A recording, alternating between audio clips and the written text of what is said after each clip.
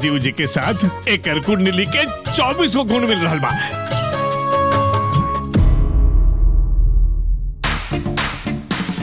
London एक ऐसा शहर जहां पर आज भी बहुत सारे हिंदुस्तानी बसे हैं और लंदन में रहने के बावजूद इनके दिलों में भारत बसा है। सुप्रभात।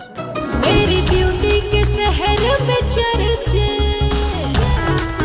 जब लच के लपतर कमरिया, जब लच के लपतर कमरिया, लाजवाब लागे। Hi mom.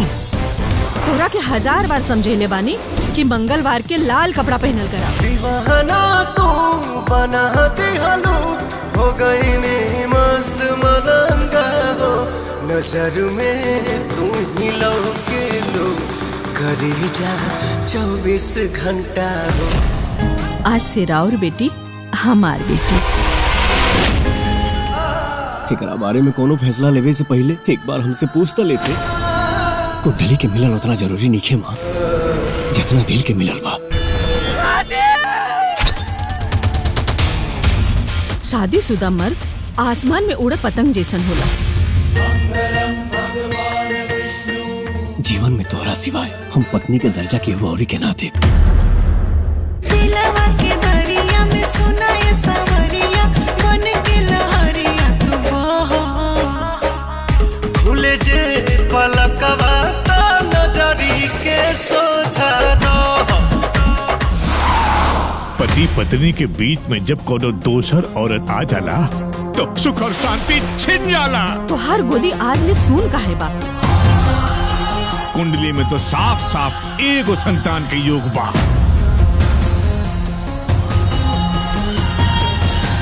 हम ही घर के विनाश देख दिया, विनाश। उठो तो देही में सटे तो कमर से कमर, हे धनी हो खतन हमसे सवार। समय के योग से आवे वाला संतान बेटा बा।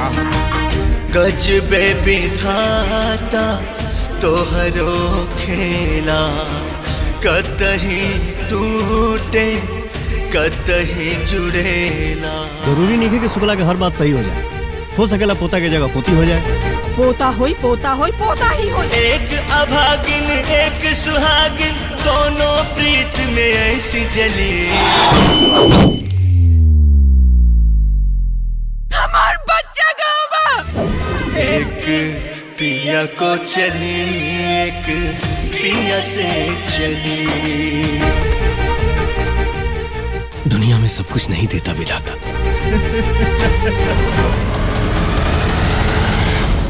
किसी का काश और किसी का अगर रह जाता है।